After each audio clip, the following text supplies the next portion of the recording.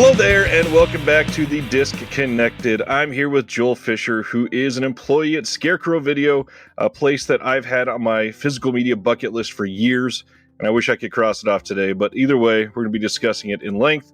Joel, thank you for doing this. Thanks for having me. I'm really happy to be here.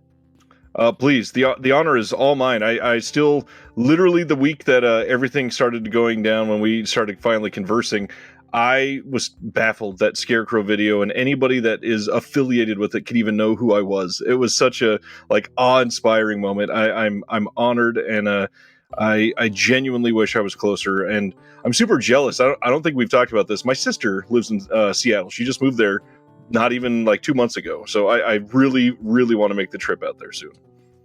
You definitely should. That's a great excuse to just come on out here and check us out. There's just no substitution for walking through those doors and just seeing the enormity of everything.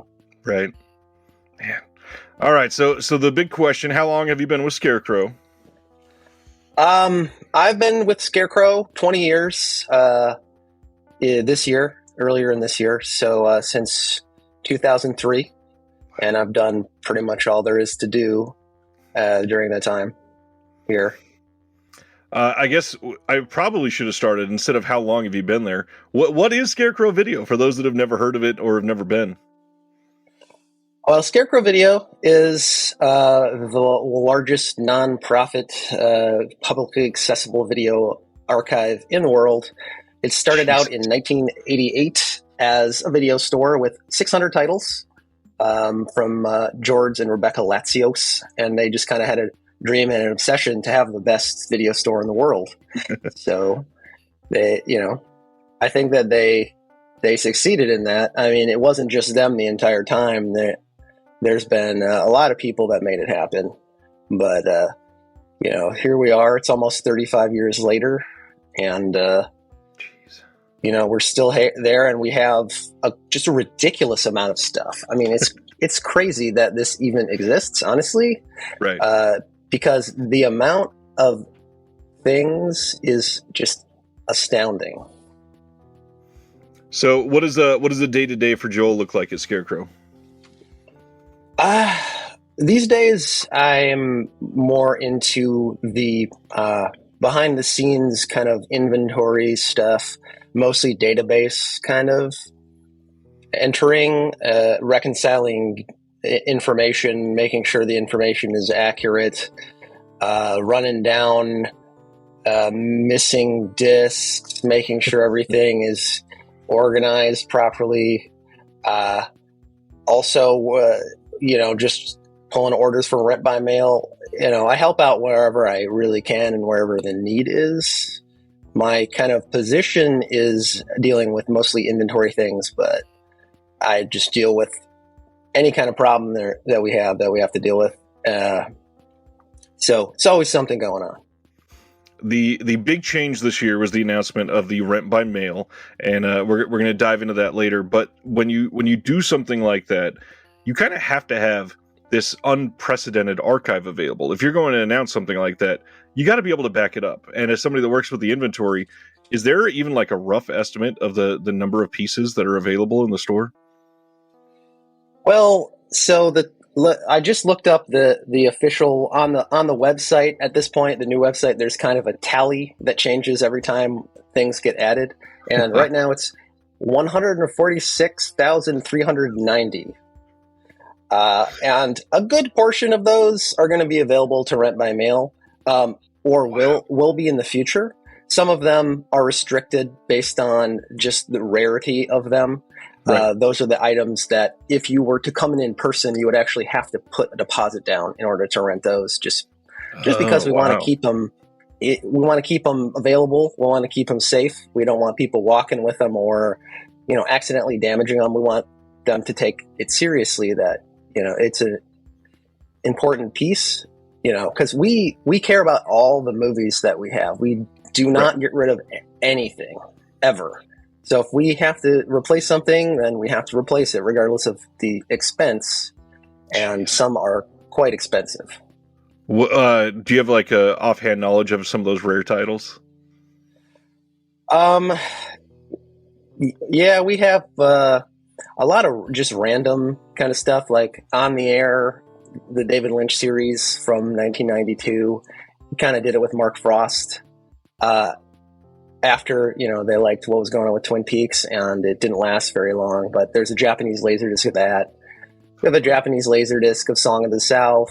A lot of just random stuff. I tend to think that the more rare stuff that we have are the things that we don't even realize are rare.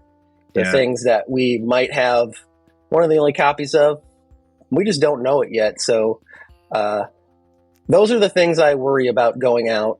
Either to people or via the mail, and us not realizing that it's going to be an issue until it's an issue. So it's just too much stuff for anyone or even a handful of people to kind of manage. The rental stuff is managed by me and my colleague Brian.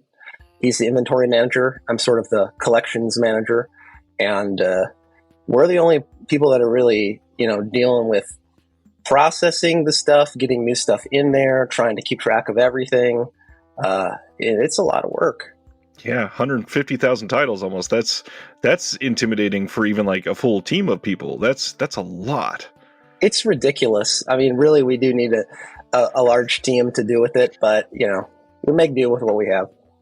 Well, and I can't imagine you guys are swimming in money as a nonprofit either. Yeah, exactly. I mean, that's the reason that it's not a for-profit business, because there really is no profit in, not that much profit in physical media, but especially in this aspect of it, like the video store or whatever. We're kind of a unique thing. We're not really like anything that actually exists. Right. But even so, because of that, there's a lot of overhead involved in having a collection of that enormity, and the staff that's required. We're in Seattle, which is quite an expensive city to live and operate a business in. So, that just the rent alone, I mean, we have about 8,500 square feet, which is a large space. It's completely full of movies. And, but that's, the rent is quite expensive. Man, on top of everything else. I can't imagine. That is a monstrous size. That's incredible. Yeah, it's crazy. I know when they originally moved into it, there's no way we'll ever be able to use all this space. This is great. And now we're like, we need more space. It's just not enough space. And we get stuff every week. I mean, we're getting all the new releases. We're getting all sorts of crazy stuff. So we're not thinking about the space issues when we're trying. I mean, we're not ignoring it, but we're trying our best to make it work within the space and still have a good experience for people coming into the space and browsing and everything. But it's a constant challenge. So we mentioned that Scarecrow is a non-profit. Can you go into how that affects like the operations of the entire business?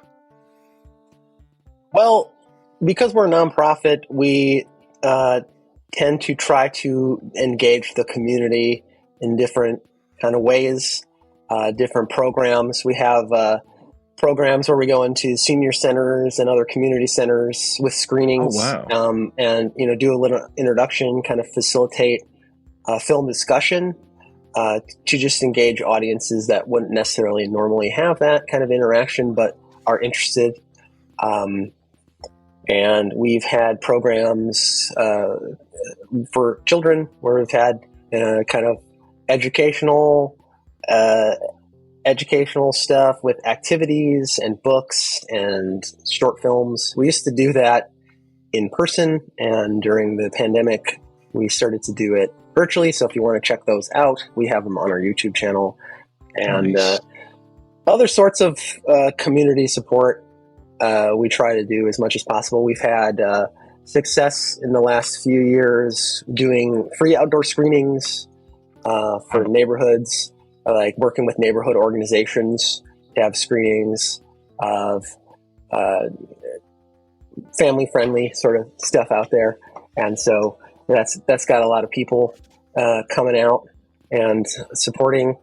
But the biggest thing with being the nonprofit is that we really rely on, people support.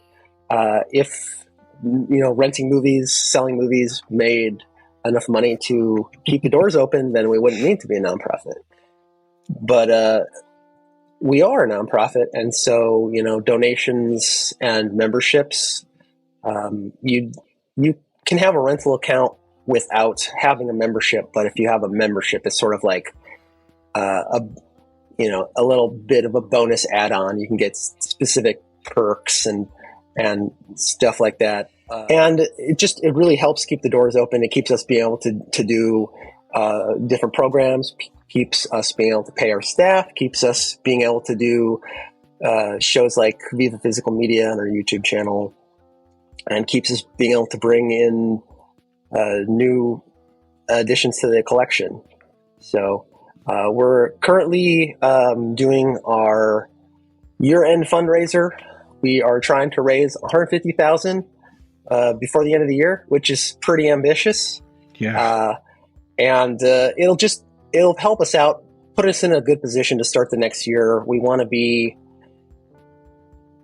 feeling like, if unforeseen circumstances come up, we are in a good position where we're not scrambling to desperately try to figure out what to do, because it's good to have a little bit of a cushion in there. So for that, I think there's going to be a link below. You can donate. We really would appreciate any size, because if you can't give a lot, that's fine. A lot of people giving a little bit, it sure goes a long way. You can get a membership. We have a lot of different levels. You get a membership card and other different perks. We're working on having some perks that are going to be unique to the Rep by Mail people, so they don't feel like they're excluded. A lot of the perks that we have currently, they were designed when we didn't have an expanded outreach. So we're working on that too. But that's a good way also to help out. You could donate any media if you don't have any need for DVDs, VHS, Blu-rays, any of that kind of stuff. That's super helpful too, especially if it's something that we don't actually have in the collection. We love to add new fun things to the collection, and sometimes we miss things. Sometimes they're price prohibitive, depending on what it specifically is, because we want to bring in everything, but there's no way to actually bring in everything. It's just too expensive. And there's, even at this point in time, there's still so many releases that come out every week. And we're talking about across the world, because we have thousands of things that are, foreign imported versions and region coded versions. And so we're looking all over the place. We're trying to get stuff that is not getting released here for various reasons. A lot of times it's because of streaming rights, but in another country it'll get released. So we want to have that kind of stuff in there. It's a lot to look at, and it's a lot to try to wrangle and bring in, but we do think it's important to have a lot of that stuff. So I imagine if you were a Scarecrow cashier in 2005 and more people were coming in just to daily browse, and you had to explain region coding and PAL versus NTSC and all of that fun stuff to the everyday normal crowd, that'd be a little frustrating, I'm sure. Yeah, it is. I've been there. It's still a thing that happens all the time, and there's still a lot of people that maybe don't know about that are starting to do the rent by mail, and they've never rented from a place that has that kind of stuff, so they're not familiar with it, and that's fine. And we do try to actually be proactive and reach out to them if they have chosen something, to just kind of explain what that is. And we're working on having more information on the website that will allow people to make those kind of decisions. But I would recommend everyone, that is a film fan, to have a region-free player. And it opens up the horizons even more. I know that there's probably plenty of stuff to watch anyway, but, I don't know. I can't imagine living without one, honestly, because I've had one for as long as I've been in Seattle, and so starting with DVDs. But especially with Blu-rays, there's probably a lot of stuff that's just not going to come out here. You should just do yourself a favor. They're not that expensive, really, in the scheme of things. Yeah, not to mention you'll save money on if you're going after stuff, because a lot of stuff goes out of print here, but it's still available there for $8. You're saving tons of money. And I mean, I'm not super picky when it comes to quality. I'm not like analyzing bit rates and all that kind of stuff. But if you really do care, you're going to get more variety of stuff to be able to choose from. That it might have a better encode, or it might have better, just better source material, any of that kind of stuff. So it's just worth it, honestly. I agree. Okay, so one of the big things, you've been there 20 years, but the store itself has been there 35 years, and when you think about it, that's almost the entire history of home video, at least in that time. Mm-hmm. There was a couple dead on arrival formats, basically, that listed before 1988, but really that VHS era in 88 and beyond has been almost everything. What formats are still being stocked and rented out to everybody? Well, so we have VHS, we have Laserdisc, we have 4K, Blu-ray, DVD, 3D Blu-ray. Actually, I got some numbers. So we still actually have over 14,000 VHS. And we do retire VHS tapes when they do come out on DVD or on Blu-ray, unless they're unique. Like if they're a unique version or they have unique stuff. But so it's not like we have duplicates on other formats of these things. These are things that are basically only available on VHS at this point in time. And we still have about 250 Laserdiscs, just because there's a lot of things that you can only get on Laserdisc, or there's unique versions. So not a lot of people can play that anymore. More so, there's a market for collectors looking to expand their collection, but we still want to have. I mean, we still will put Laserdiscs, add new Laserdiscs into the collection if there is something that's worthy that comes into us. Interesting. I've got a friend that lives in New York that still deals like secondhand Laserdiscs all the time.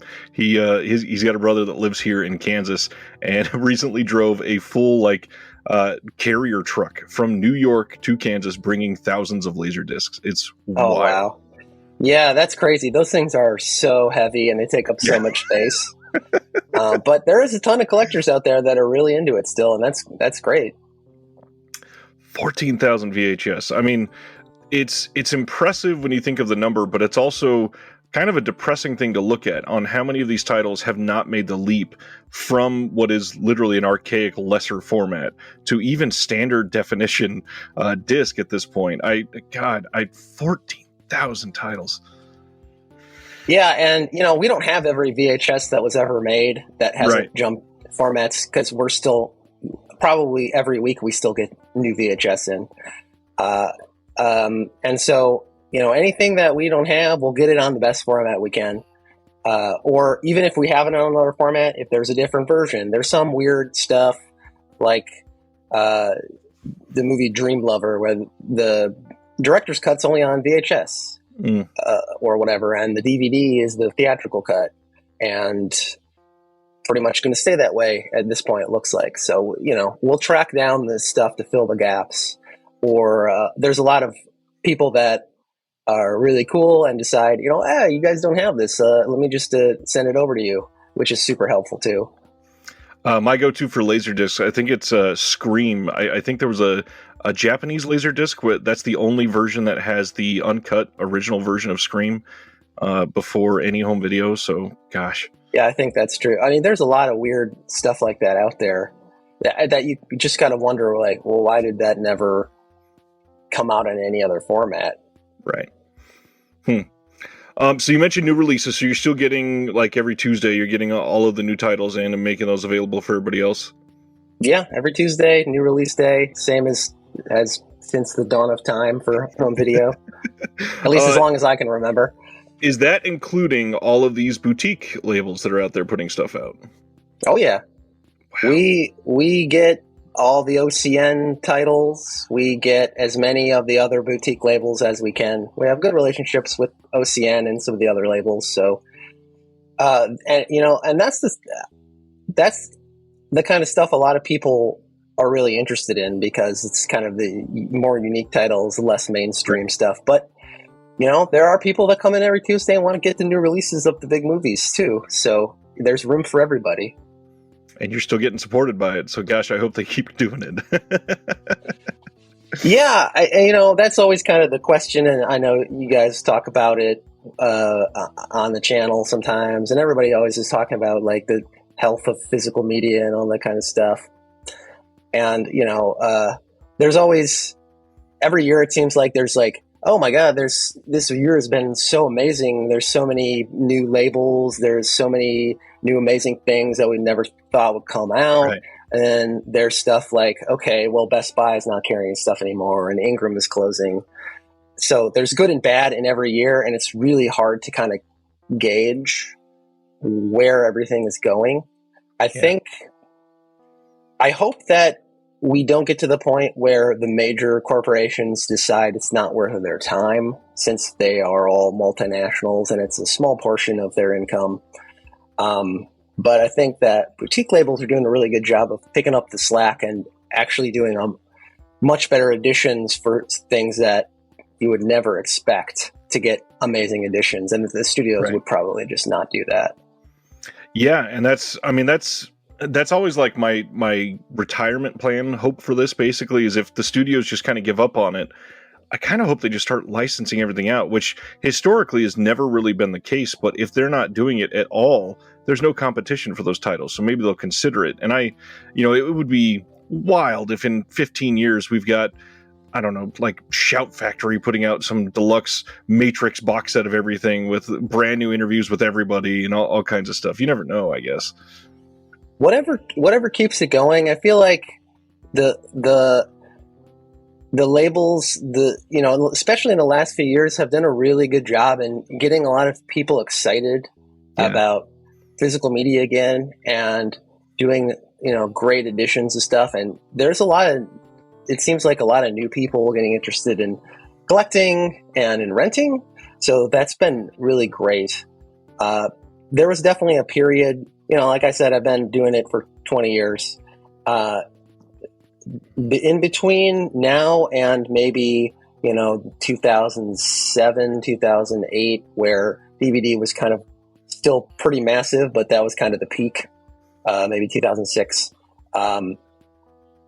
There was some slower times where it seemed like, especially when everyone just started to assume that streaming was just, there's everything that you're ever going to want on there and there's no issues with it. And in the last few years, people are starting to see the chinks in the armor of that and seeing, I can't really find everything on here, or they might just take away something that I want on there, or it might be a censored version of some things. So, they're kind of rethinking that. Not everyone. Some people, they're more casual fans and they're like, this is good enough for me. I'll just browse and I'll find something to watch. And, that's totally fine. Not everyone is obsessive about movies or media or whatever. But I do think that there is a sizable audience out there, and I don't think that these companies want to leave that much money on the table.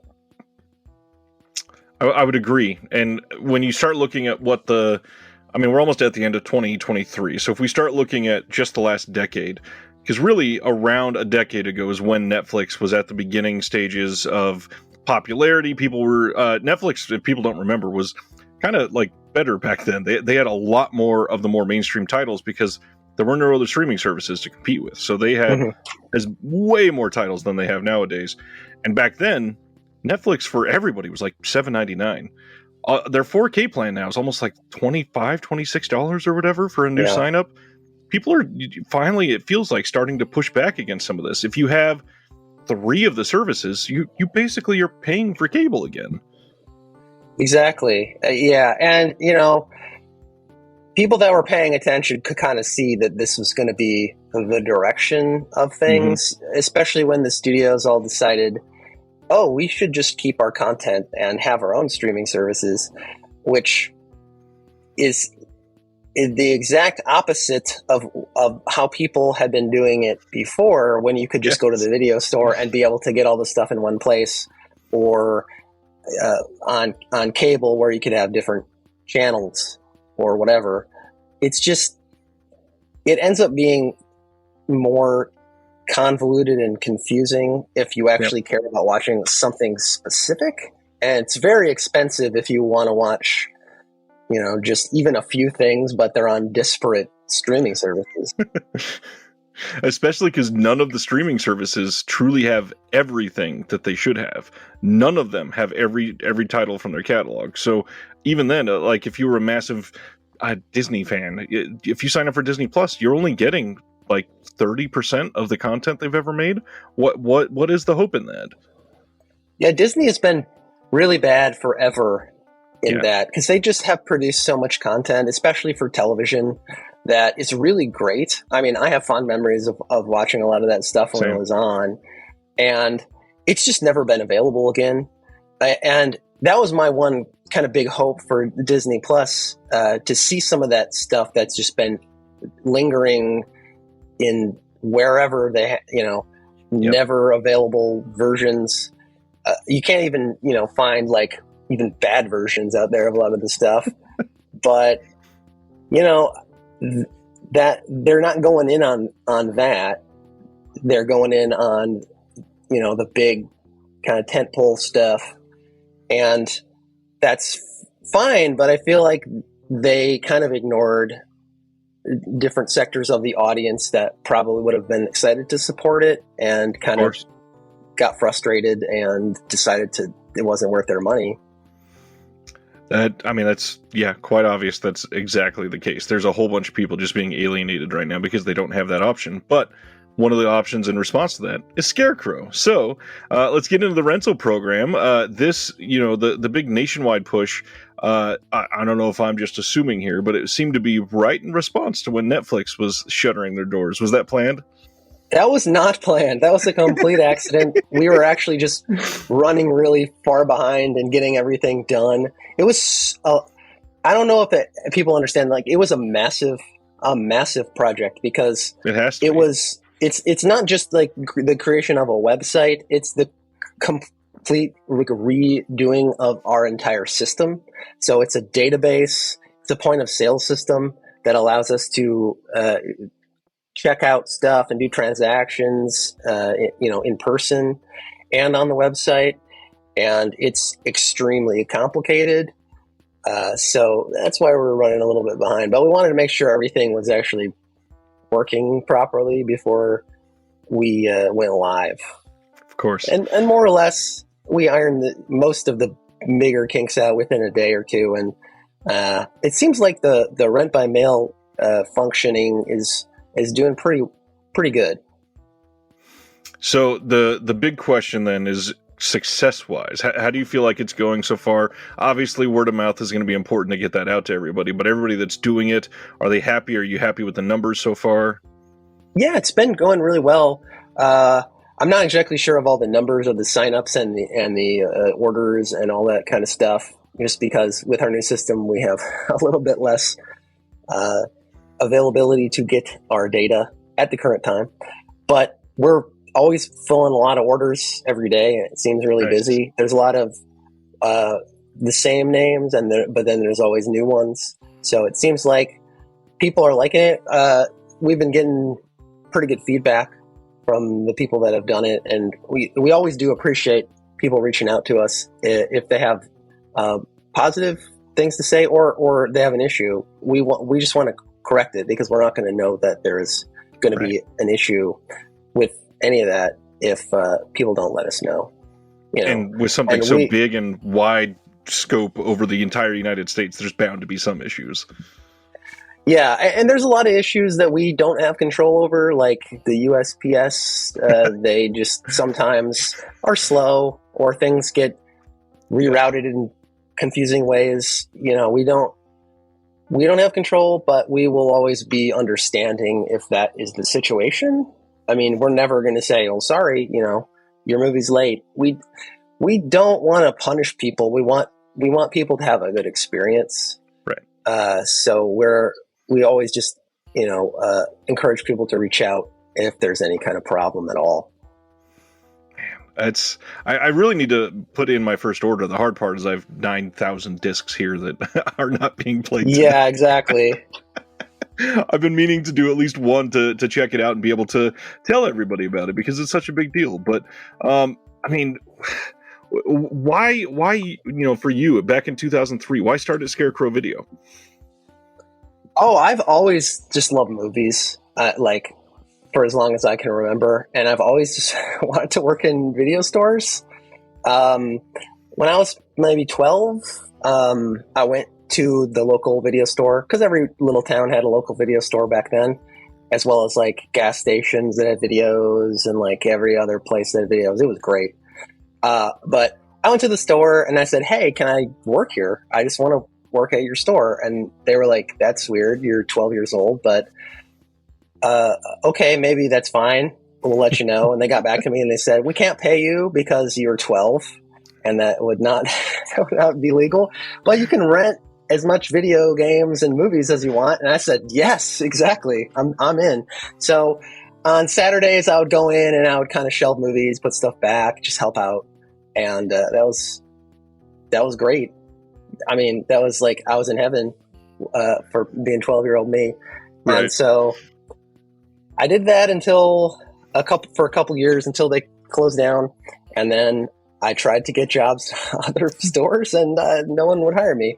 Of course. And then I moved to Seattle, and Scarecrow is amazing. And that's one of the reasons that I went to Seattle, because I had been there before. And I was like, well, I could live here with this. This is amazing. Yeah. And ended up just getting a job. Because, and I'm not sure if people that don't know this need to be told, but Scarecrow Video, this is not like, we don't say the world's biggest archive just as an idiom or something. This is legitimately like a mecca that people make a trip to Seattle to see Scarecrow Video. This is one of the physical media home video branches of the United States that people go, I have to visit this place. Oh, we have people from all over the world that come in, which is always amazing. Yeah. There's been like multiple people from Australia and like Europe and like just all over the US.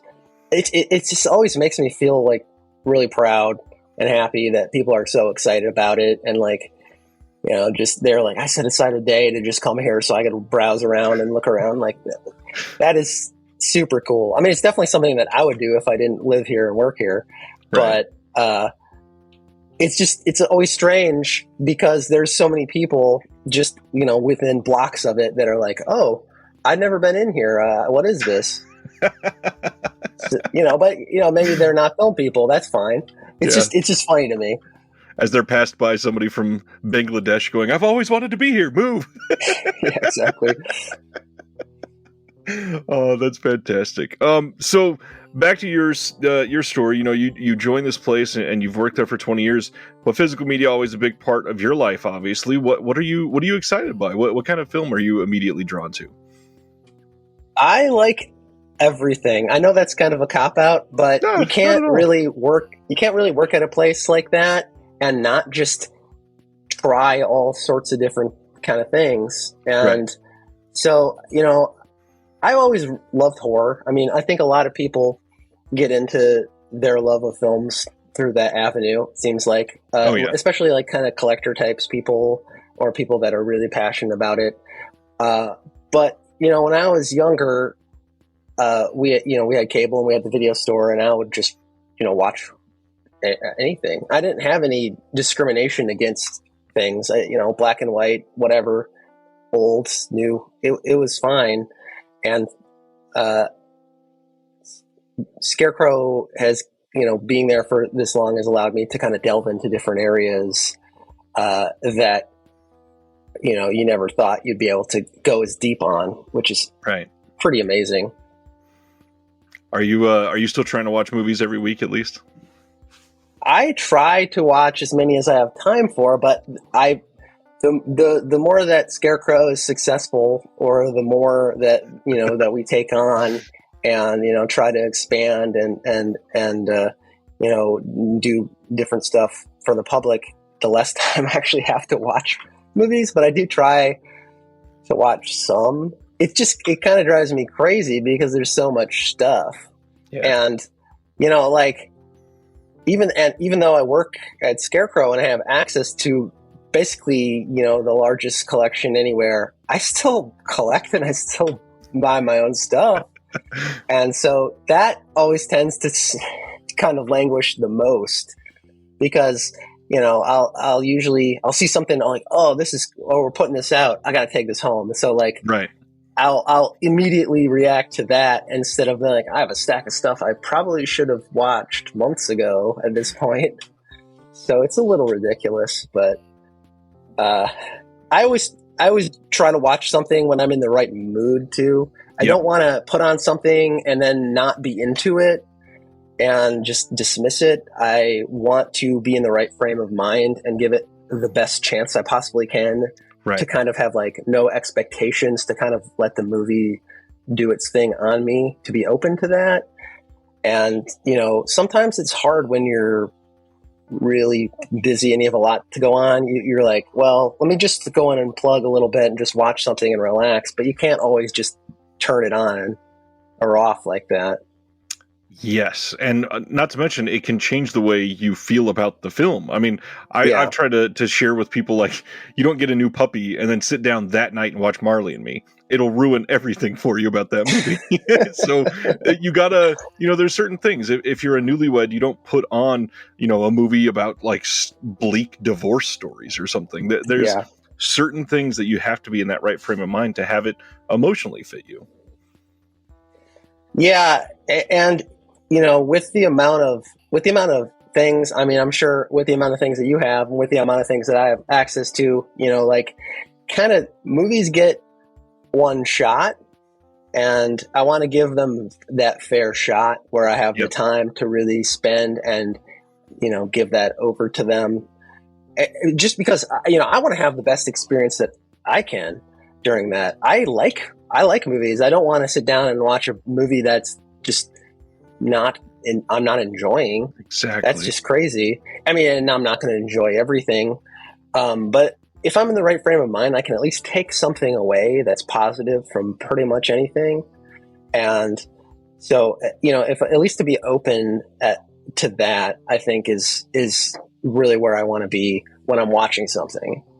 Yeah, you got to be. I mean, especially when you have access to 150,000 titles. I mean, that's the hard part. You could put on a Bollywood film one night and just be completely blown away by it. But if you'd watched it 3 days prior, you could have been slightly tired and go, yeah, this is just awful. It's crazy. Exactly. I know. And it's difficult. You have to be able to know, like, okay, well, I feel like I have time for something today. So what should I do? Or what should I not do? Because sometimes, I'll be really excited about watching something that I've gotten, and like, I'm going to watch this right away. And then I'm like, but now I'm not really in the mood for it. So it's going to have to wait. I don't want to put it on. I've done that before, where I'll put it on and I'll be like, nah, I know I will like this, but I'm not there right now. Yep. This is not happening for me. And so I don't want that to be the time that I watch that and have a bad experience. I did that literally this week. I'm glad I'm not alone. Yeah, no, I've been really bad about that, and I've been trying to be better about that. The busier I am, the more I try to make the time that I have to watch something actually count, so I can have a really good experience. So many of us, when we are embroiled in the hobby of physical media, we all have these ongoing, like, wish list types, where you wish something would come on Blu-ray or 4K or physical media at all. I mean, we got to spend some time on this. You have access to 150,000 titles. What are you wishing for? What are you wishing? What's the one title that you're like, how is this one not specifically on 4K yet? Yeah, let me think. like I should probably actually have a physical list because there's so There's many so of those many, I'm things sure. that they go out of your head. Uh, when someone asks, one thing that I would love to see on even just any high def format, Blu-ray, 4K if they can do it, is The American Astronaut. I believe it's from 2000. It's just a little independent film shot on 35. It's kind of a space western musical shot in black and white. It's just Interesting. an amazing, unique film that I'm not going to do justice kind of explaining it, but it's just one of those films that you watch and it just fills you with joy because it's such a unique experience. And it got a DVD release from Facets, but that's been out of print forever. Yeah. And it's just one of those that I wish, could get a release that was people were able to actually experience it. Because the first time I experienced it was in 35 millimeter, and it blew me away. And I went and saw it like 3 or 4 times the week that it was playing, just because it was such a great experience. And at that point in time, I didn't think that there would ever be a chance for me to see it again. Right. So I have the DVD, but the cinematography is beautiful. It really deserves just a really nice high def format, and it's shot on 35, so it's going to look amazing if that ever happens. I looked it up on IMDb as you're saying that. The poster is great, and you say space western, and I'm like, interesting. How do they do that? And then the tagline is "Space is a lonely town." I'm like, that's perfect. Yeah. Yeah, it's not really like anything else. I wish that the director, Corey Maccabee, had done more things. He made like another couple of shorter things, and just I don't know if it's an issue if he can't find financing. I don't know if it's an issue of just other things going on, because he's also in a band, Billy Nair show, who did all the music for the movie, and so that was another aspect of stuff going on in his life. I don't know, but he's just I love those those unique voices out there that you kind of discover, and you're like, you're bringing a completely different perspective and a completely different aesthetic. That that's one of the things that's really awesome about Scarecrow, is because we can have a place for all those disparate but unique voices to be in the same place, and we can kind of direct people to those kind of interesting, unique things that people might not be aware of, but that could really change their perspective. Interesting. Yeah, I mean, that sounds, and it looks great. The screenshots on IMDb, it looks like a fantastically shot film. God, I'd love to see this. And James Ransone's in it. I mean, come on. Yeah, the cast is awesome. It's a lot of great character actors. It's just everything about it is just so charming to me. What else? Anything that's maybe doesn't have a physical release at all that you've always loved? There's one movie, I believe it's called Nothing Lasts Forever. I should have the details in front of me, but I don't. It's never had any kind of physical release ever. It screens occasionally. I know that Warner owns it, and they had talked about in the past putting it out. I can't remember the director's name, unfortunately, right now. He worked for Saturday Night Live, and so like Bill Murray and Dan Aykroyd have cameos in the movie, but it's not. This is another one that I can't really describe. It's another one that's in black and white, and it's just kind of like a weird, fantastical kind of experience. I only ever saw it on like a really, really bad, like multiple duped generation copy. Right. And it's just another delightful, unique sort of film. And I don't exactly understand why it's never been available anywhere. I don't know if there's legal issues surrounding it, but it's one of those that, a lot of people, when they've seen it, they remember it for years and years because it's such a unique film. On IMDb, it says, an artist fails a test and is required to direct traffic in New York City's Holland Tunnel, which sounds benign, fairly normal, and then he winds up falling in love with a beautiful woman after he takes a trip to the moon on a lunar cruiser. Yeah, it's a wild movie, and you know, from the time that it came out, I think that it was just too unique and out there Yeah. to really find its niche, find its audience. And I wish that it would get released so it could find its audience, because it actually is Yep. a quite amazing film. And I know that there are other people out there that have always asked for it, and I wish we could get an answer about why, you know, it's never been released. Yeah. One that is a fairly obvious question that I'd love to hear your answer. I'm sure this is a very passionate answer, but after being there for 20 years, there has to have been, 5 or 8 films where you discovered it because of Scarecrow, and it's like, this is a life-changing film that I never would have found without Scarecrow. What are some of those titles for you? Oh man, I'm trying to think. I know that there is. It's just hard to be put on the spot and try to think of course. of ones. I don't know about life-changing. I ended up watching, it's since come out on Blu-ray from Vinegar Syndrome, but Shallow Grave, way back when that was just on tape, and I like to just every once in a while wander and say, okay, well, let's just pick up a random VHS tape and just watch it and see what happens. And that was an amazing kind of find, because it's such a well done small film that is just like constantly ratcheting up the tension, and way better than you would expect from just looking at the box or something. So I'm glad that one got out there to a wider audience to be appreciated. Oh, there's so many. I'm trying to think of some different weird ones that, I'm coming up dry here. I totally understand. One of the other things that I love doing is, first off, you were not in Seattle originally. Where did you live originally? So I'm from Northern Illinois. Oh, that's a little different then. It's a lot different, yeah. And I lived there, for the first 22 years of my life, and then I moved here. So it's like kind of half and half. I've been there half the time. I've been here half the time. One of the things I ask sometimes is people's favorite film that reminds them of their home state. But because you're from two, different iconic places, what about like favorite Chicago movie and favorite Seattle movie? Favorite Chicago movie? Yeah, there's a lot of them actually. One, it's not like one of my favorite movies, but one that I think used Chicago was really well,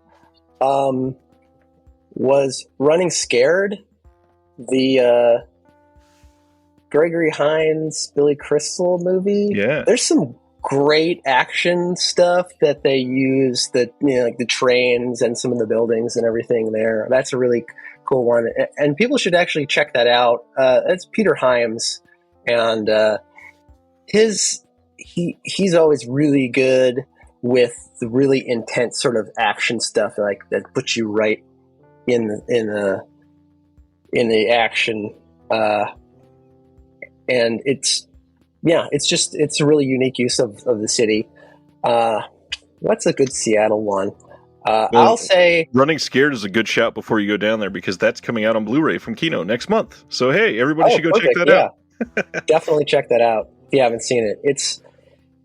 It's more, you might think that it's more of a comedy, but it actually has some fantastic action in it, more than I was expecting when I originally saw it. I'm going to say for Seattle, class of 1999, because that's just a great movie, and I just went by the school that it was shot in today randomly. Nice. So, which is not very far away from where Scarecrow is, and so that just made me feel a little bit happy. That's awesome. God, yeah, there's quite a few good for each place. Those are pretty cinematic towns, especially Chicago. Yeah, there's, especially at a certain period of time, it felt like Chicago was the place to go, which is nice. It's a good capsule of Chicago at a very specific time, which is nice to see. That's the good thing about films too, because wherever they are made, you can get transported back to a very specific time and a very specific place. Yeah, absolutely. And that's one of the reasons I love movies so much. I mean, it's transformative in so many different ways. There's certain films I watch now, and it's not just like I'm back in that place again. It's I can remember the first time I saw it, or a formative time I saw it, who I was with, what I was wearing, what we had for dinner before we went to the movie. All of that comes back. Yeah. No, I mean, it definitely certain films, not everything, but certain films, depending on lots of factors, can leave that impression, which is sort of amazing. And a lot of times, even films that I don't really remember the plot that good of, I'll remember weird details surrounding me watching it or the situation, which is just kind of odd. But I guess that's just how human brains sort of work. Well, with you collecting while working there, who are some of your favorite boutiques at the moment? Anything that has just always been consistently high quality that you've loved? I always got to go with Vinegar Syndrome. I mean, I'm the audience for Vinegar Syndrome. The quality is always top notch, and if there's any issues, they're usually pretty good about fixing any of the problems. But the diversity of the selection, just like I love diverse stuff. I like when they do the horror stuff, but I like when they do other random oddball stuff, and they curate it so well that I pretty much never completely dislike anything that they do. I pretty much always either love or like or enjoy all the things. Like, for instance, this year, and a lot of people are down on Terror at 10 Killer, but that was one of my favorite recent movie watching experiences. That 4K is amazing, and it's just such an odd movie, and I love movies that feel like they're made by people that don't really know how to make movies, if that makes any sense. Oh, yeah. They approach it in a different way, and I feel like that one, they definitely have seen some slasher movies and they kind of know a little bit about what they're going for, but they do it in such a relaxed sort of way where it's more like a hangout movie. And I just want to hang out in that place with those people and hang out at the lake. That's just the kind of stuff I really enjoy. Yeah, Vinegar Syndrome, I've been a subscriber for years and years now, and I don't think there's been a single year, well, I won't say that I've loved every release, but there's not been a single year where I've regretted being a subscriber at all. But every single year, there's always certain detractors out there that are always trying to make some sort of point, and they're like, so subscribers, are you happy that you subscribed this year? And I was, yeah, I mean, look how much work goes into this stuff. This is amazing. Yeah, they treat everything like equally as if it's important or whatever. I think that's great. I'm glad that with pretty much all the boutique labels, they actually do really care about presentation and contextualizing as much as possible. And I wish I had more time to devote to watching a lot of the extra features because they're pretty amazing, but it's hard for me to get the time in for the films most of the time. But I'm glad that they're there, because if I really watch something that strikes me and I want to actually dig deep into that, and I'm like, I'll make the time right now, I'm just going to do it, I don't need to go to sleep, whatever, then I can do that, and that opens it up and lets you look at it in another level. Or something that you thought was okay, and you watch some of the making of, you listen to the commentary, and you get a better appreciation for what was going on, and that helps to understand the situation a little bit more. There's been countless times with some of these films that I've watched the film, and just because I'm an idiot or was never educated on a certain subject, I immediately like, okay, it was fine. But then I'll just be intrigued by some of the extras or read the booklet and go, oh dang, this movie meant something completely different than what I had in mind, and now this movie is like 4 times better than I was seeing it before. So those extras are Yeah. so important. Yeah, and a lot of times with when you do go into something and you'll have an expectation, but that expectation could just be completely wrong. It's not Yep. fair to the movie to bring what you think that it should be or what you are hoping that it should be, because it might not have any interest in that. It might want to do something completely different that you weren't really ready to handle, and so you might need to give those another shot. And sometimes that making of other stuff gets you kind of ready in the right frame of mind to reabsorb that, if that makes any sense. It does. I mean, there's so many things, and Criterion really started a lot of this back in the day with the audio commentaries. There's certain films that you're going to watch and be like, well, this is just stuffy. But the moment that you hear from somebody who knows a lot more about the subject than you, explaining things to you, giving the context of why the film was even made to begin with, that changes your outlook entirely sometimes.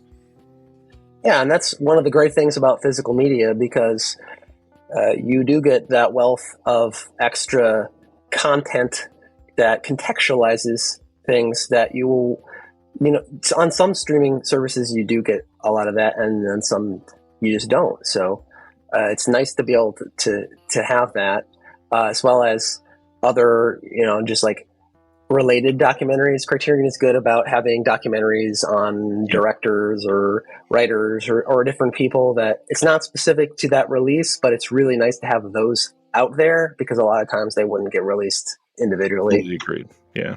And then the big one that they've been doing lately is other filmmakers that are contemporary filmmakers that are giving feedback or feelings on these other inspirational filmmakers. I love seeing stuff like that too.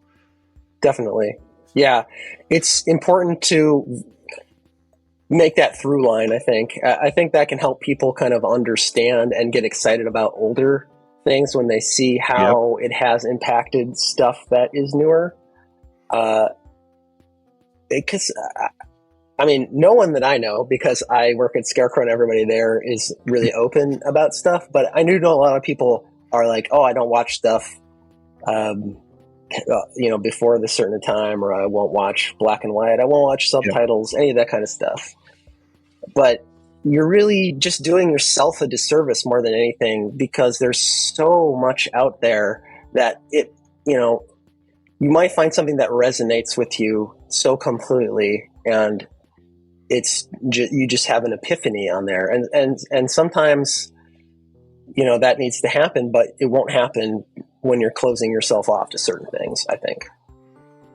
That is the perfect way to end this. Man, that is profound. Yeah, completely agree. I think more people need to listen to that, and most people watching this probably already know that, but there's so many people that are out there that are just turned away to movies that are not what they feel like they want to watch, and based on that, there's worlds out there they'll never explore, and it's sad.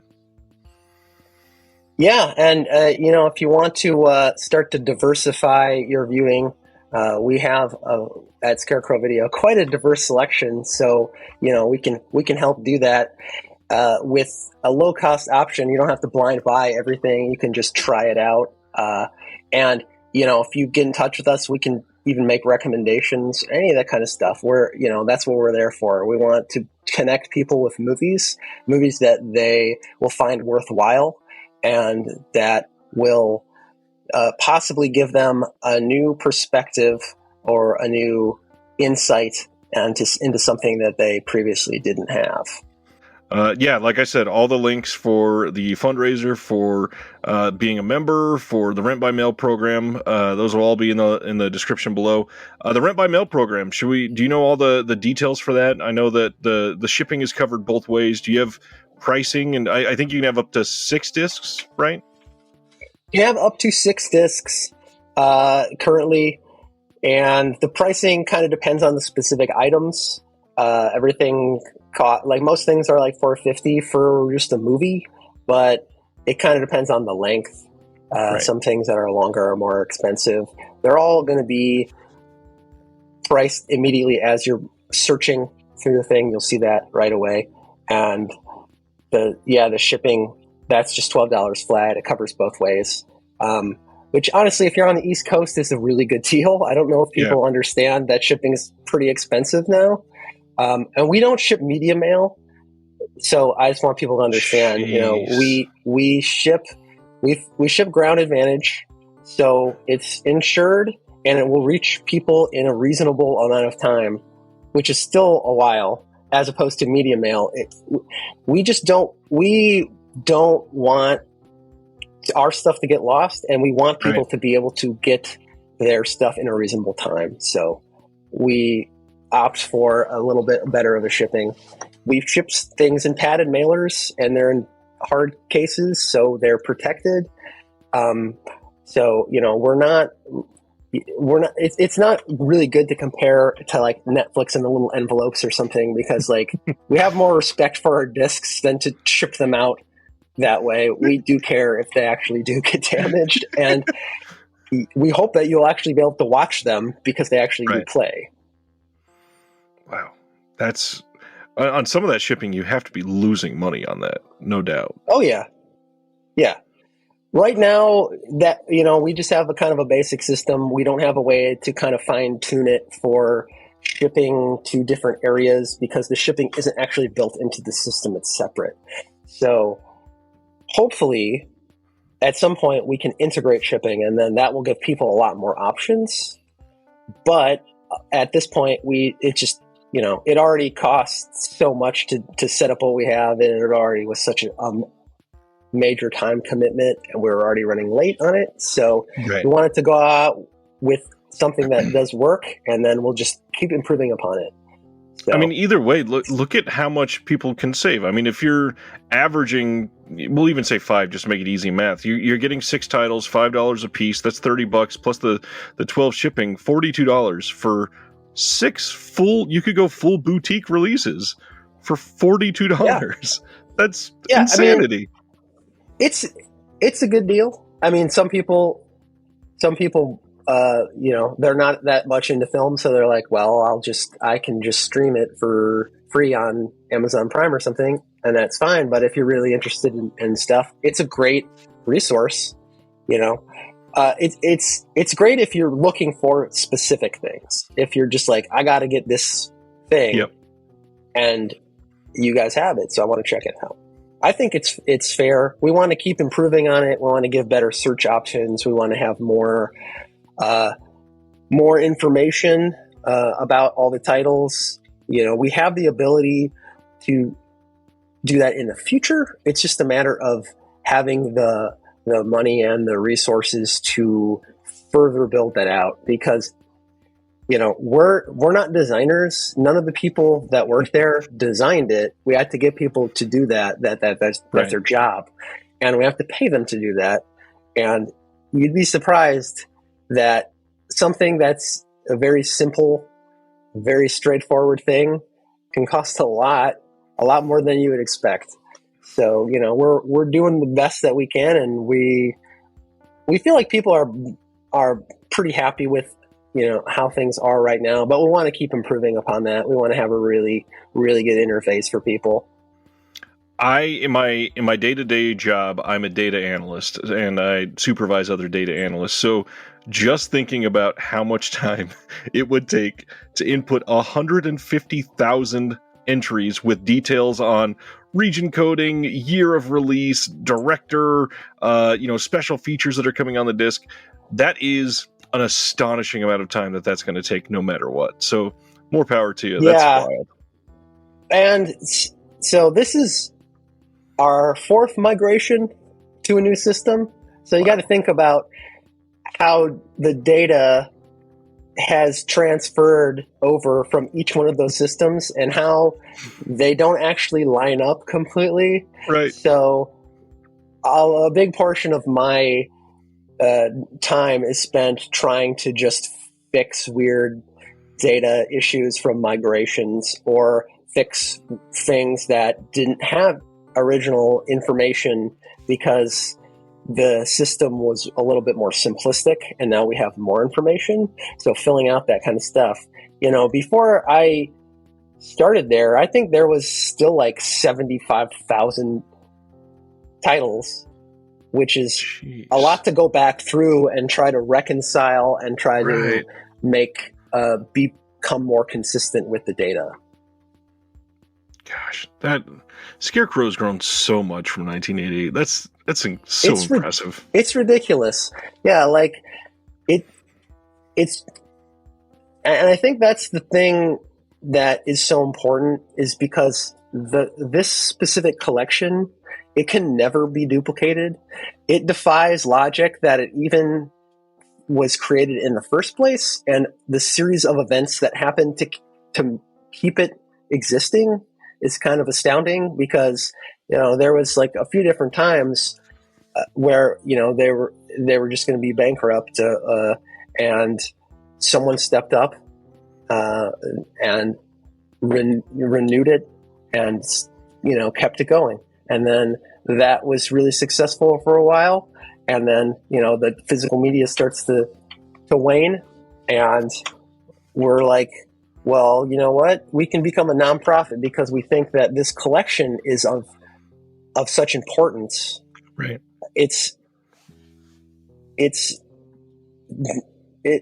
We always say that these are like our cultural stories. This is our cultural history. Even if you're just watching movies for entertainment, if you look a little bit deeper, you're going to see everything about that period of time where it came out. You're going to see what people's hopes were, what people's idea of themselves were, people's fears were. Even if it's not intentionally part of the thematic content of the film, you're going to get a window into a different period of time. And that is vitally important to look at in a society and to reflect upon it. And that's not just for the United States. We have films from everywhere in the world, and you can get a glimpse of every culture that you could possibly want to see, and look at all those aspects of them.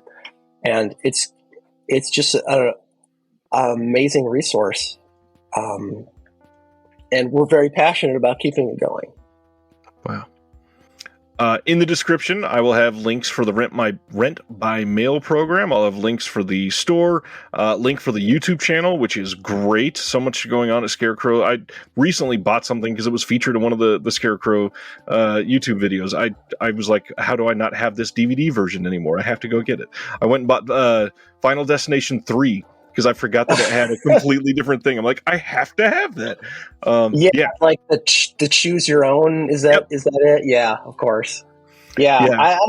I don't know why they didn't carry that over. That was like the funnest aspect about that, in my opinion. But yes, I absolutely check out the channel. Everybody else needs to. It will all be linked below. Joel, this has been incredible. I'm insanely jealous that you get to be a part of Scarecrow Video, and I wish I could be closer.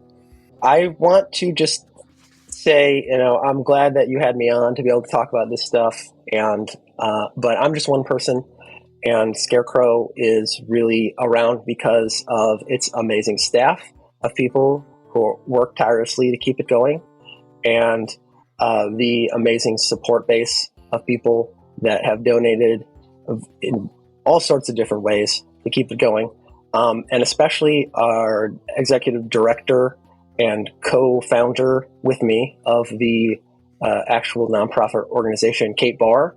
She's the heart behind Scarecrow. She has done everything to keep it going since it's become a nonprofit, and she just deserves so much credit for that.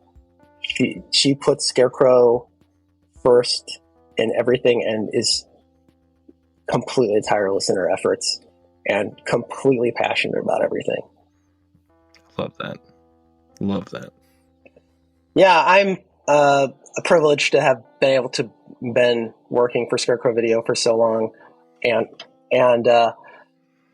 I'm glad that there's so many people that are still interested and like what we're doing and that will support it. Hopefully they will into the future, so we can keep growing and keep doing what we're doing. Please, let's aim for 10,000 square feet soon. We'll have to build up or something. Yeah, that would be, hey, it might happen. Thanks for your time, Joel. I'm sure we'll be seeing you in the chat. We'll talk soon. Okay, thanks for having me. Thank you for listening to the Disconnected Podcast. There's one big thing that you could do to help the show, and that is to leave a rating and review on the podcast service of your choice. Thank you.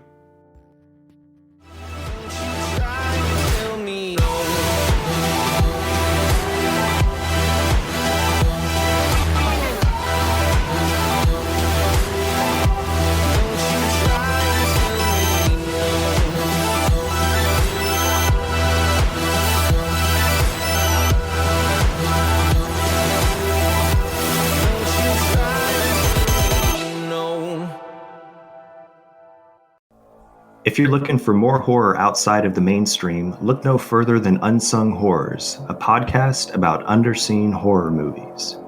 I'm Lance. And I'm Erica. Every other week, we'll cover a horror movie with fewer than 1,000 views on Letterboxd. We'll even give you double feature recommendations to pair with the movies we discuss. From gothic to shot on video, from slashers to comedies, from giallo to J-horror, we'll cover all the subgenres. So join us as we unearth these hidden gems of horror. Follow us on Instagram, Twitter, and Facebook, all at Unsung Horrors, available wherever you listen to podcasts. And part of the Someone's Favorite Productions podcast network.